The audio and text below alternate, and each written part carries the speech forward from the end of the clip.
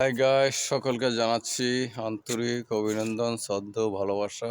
আমরা প্রবাসীর মাটিতে কত ধরনের কাম আমাদের করতে হয়। মেডিকেলে কাম করার পরে আমরা বাড়তি যে কামটা করি সেটা হলো মাদ্রাসা, ভার্সিটি বা কলেজ। এটা হলো এটা হলো বাইরের জায়গা, ঠিক আছে। ভিতরে আমরা কাম শেষ করে দিই। তো ভিতরের ভিডিও কিছু দেখালাম না, পরবর্তী ভিডিও যখন করি তখন আমরা ভিতরে কিছু দেখাবো ভার্সিটি কলেজের ভিতরে। এটা হলো আমাদের বাইরে।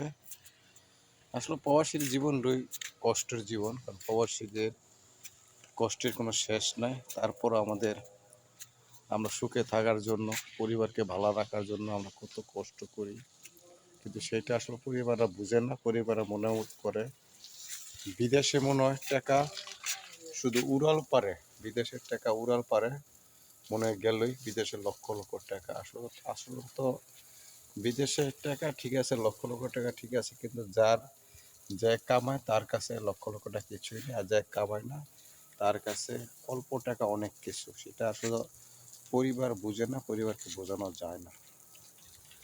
আমরা দেখেন সকালে মেডিকেল ডিউটি করার পরে আমরা চেষ্টা করি মানুষকে কিছুটা সুখ দিতে বা নিজে কিছুটা আনন্দ নিতে, কারণ পরিবার তো সেটা বুঝে না। যদি পরিবার বুঝতো তাহলে আমাদের আনন্দ ভাগ করে নিত, কারণ যতই কষ্ট করি যতই কিছু করি তারা টাকা কখনো চিন্তা করতো না। চিন্তা করতো টাকা যাই কামাও এই টাকা দিয়ে আমরা শান্তি স্বাভাবিক একটা জীবন যাপন করব, সুন্দর একটা সংসার, সাজানো গোছানো সংসার করব। কিন্তু তারা যতক্ষণ টাকা দেবো ততক্ষণ দেখবে মার্কেট এটা হেটা করার কোনো শেষ নেই। যাক, আল্লাহ তাআলা তারপর আমাদেরকে অনেক ভালো রাখছে। আমরা চেষ্টা করি মানুষকে ভালো রাখার জন্য, আমার ফ্যামিলিকে ভালো রাখার জন্য, পরিবারকে ভালো রাখার জন্য, বাবাকে ভালো রাখার জন্য। আসলে তো বাবাই, বাবা তোর তুলনা নাই। আমার মা নেই, মা চলে গেছে অনেক আগেই। তারপর মার জন্য আমরা অনেক অনেক দোয়া করি, আল্লাহ যেন মাকে জান্নাতবাসী করে, পৃথিবীর সকল মাকে জান্নাত যেন বাসী করে।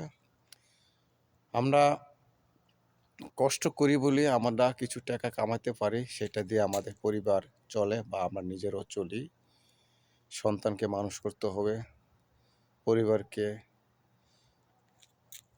পরিবারকে তো বোঝনি, পরিবারকে টাকা পয়সা না দিয়ে তো পরিবার গালমল ফুলা থাকে সবসময় দেখেন। তারপরও আমরা চেষ্টা করি যেন আল্লাহ তাআলা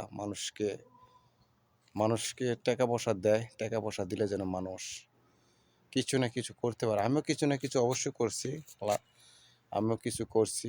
একটা এই বিদেশি প্রবাসী টাকা দিয়ে একটা 4 তলা বিল্ডিং ফাউন্ডেশন দিয়ে একটা বাড়ি করছি। অত 4 তলা না, 4 তলা ফাউন্ডেশন বা 1 তলা কমপ্লিট করতেছি। 1 তলা কমপ্লিট করে আবার যদি ভাড়া দিতে পারি তো ভাড়া দিয়ে দেবো, আর বাকি 3 তলা আস্তে আস্তে আমরা কমপ্লিট করব। কারণ একবার তো আমরা কমপ্লিট করব না, একা সংসার একা দিয়ে ফ্যামিলি চলতে হয়। আমরা আমরা প্রবাসী, আমি নিজে চলতে হয় এবং আমার সন্তানকে মানুষ করতে হয়। কত না কিছু জানেন তো, একটা খরচ কত, ফ্যামিলিতে খরচের শেষ নাই। যাক, সবাই ভালো থাকেন। আর আমার আইটিটাকে বড় করার জন্য আপনারা সবাই একটু সাপোর্ট করবেন, সবাই বেশি বেশি লাইক কমেন্ট শেয়ার করবেন, কারণ যেন আমি অল্প সময় হয়তো বাংলা মাটিতে বা বাংলাদেশে কিছু করতে পারি, বা আমি আমাদের বউ সন্তান নিয়ে চলতে পারি। মানে বিভিন্ন বোঝেনি তো, আমরা প্রবাসীরা কষ্ট থাকি, কিন্তু কষ্ট থাকার পরও যতটুকু আনন্দ দিতে পারি বা নিতে পারি এটা আমাদের সফলতা। কারণ আমাদের আর কিছু না, আমরা টাকা পয়সা দিয়ে আমরা বাড়ি গাড়ি করব এই লোভ লালসা নেই। তারপরও কিছুটা চেষ্টা করি, বাঁচতে হলে কিছু না কিছু করতে হবে। যাক, সবাই ভালো থাকেন, সুস্থ থাকেন। এটা বাইরের চিহ্ন, ঠিক আছে। আমরা ভিতরে চিহ্ন দেখানি, ভিতরে চিহ্ন আমরা পরবর্তী সময়ে আমরা দেখাবো।